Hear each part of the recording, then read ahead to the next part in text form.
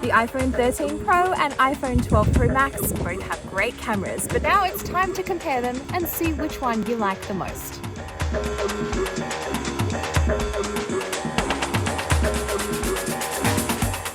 I know most people don't upgrade their phone every year, but it's still fun to see how much of a difference there is, or how little of a difference there is, between the two phones. And like all my camera comparisons, pretty much everything you see in this video has been shot on one of these two phones without any edits.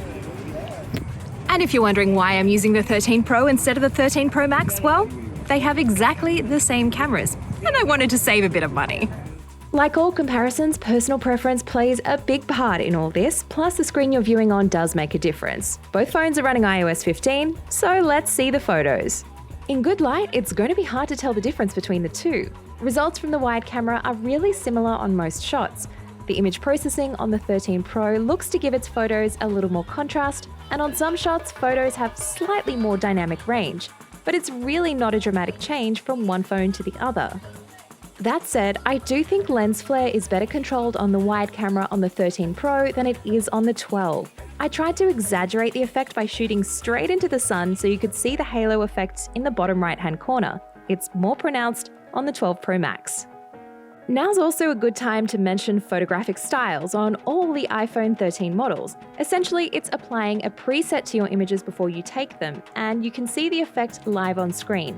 It's not a filter because it's identifying and applying local edits, like it would know that grass should have the effect applied, but if it spots a face, it would make sure that skin tones stay accurate. And you can also customize the existing presets, so if you wanted to bring out more warmth, for example, you can. Or if you wanted to take out a bit of that contrast on the default settings to make shots look more like those from the 12, you can do that too. Next, let's take the phones to one of the highest points in San Francisco to check out the telephoto cameras. The 12 Pro Max has a 2.5 times optical zoom at f2.2, while the 13 Pro and Pro Max go to 3 times at f2.8. It's not going to get you that much closer, especially for really far away subjects, but a little bit extra is nice. If you need to get even closer, both the phones have digital zoom. Here's the 10 times comparison, which is okay if you have enough light. The 13 Pro definitely processes the image a bit better here. It's got some more detail retained, and you can even go all the way up to 15 times on the newer phone, while the 12 Pro Max is capped at 12 times digital zoom. Let's be real, neither look great at this most extreme length, so don't say I didn't warn you. Switching to the ultra-wide, it looks like the 13 again has a bit more contrast than the 12 on some shots, and overall, images are definitely sharper. But the biggest change is the newer phone has autofocus on the ultra-wide. Now that means macro photography.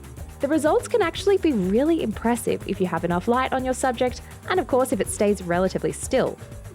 You can get as close as 2 centimeters from your subject, and it will automatically switch from the wide camera to the ultra-wide once you move in. The 12 Pro Max doesn't have AF on the ultra-wide, so macro is really out of the question here, and its minimum focusing distance on the wide camera means you can only get about this close before things start to get out of focus. For selfies, the newer phone has a bit more contrast and vibrancy, again thanks to that new image processing pipeline. The front-facing camera specs are actually the same on each phone, so I'm not going to talk too much about selfies. Again though, you could use a custom photographic style if you wanted to tweak the look but still maintain skin tone accuracy. Now let's get into low-light images right after sunset during blue hour. Noise reduction is a bit better on the 13 Pro on all of the cameras, so images do look a touch cleaner when you zoom in. As a result though, sometimes it looks a little too clean, and on certain shots I found that I lost a little bit of detail compared to the 12. But really, I'm trying to nitpick here to find the differences, and I'm really having a tough time separating them for the most part. For me, the most interesting difference is when you use night mode. Rather than boosting the brightness throughout the scene, almost like you can see in the dark, the 13 Pro leaves more nuance in the shadows, so it's a little bit darker and more moody overall. Now you might like it, you might not, but it's a different look from the older phone. Now that's in part because the 12 Pro Max generally chooses a slightly longer exposure time for night mode. While that makes sense given some of the shots look brighter, it also means that they could be susceptible to camera shake. When you move to the ultra-wide camera, you can see an even bigger difference thanks to the 13 Pro's faster maximum aperture at f1.8 compared to f2.4 on the 12 Pro Max. More light is captured, so there's better detail and less mush on the 13 Pro, especially when you zoom in to look at the detail.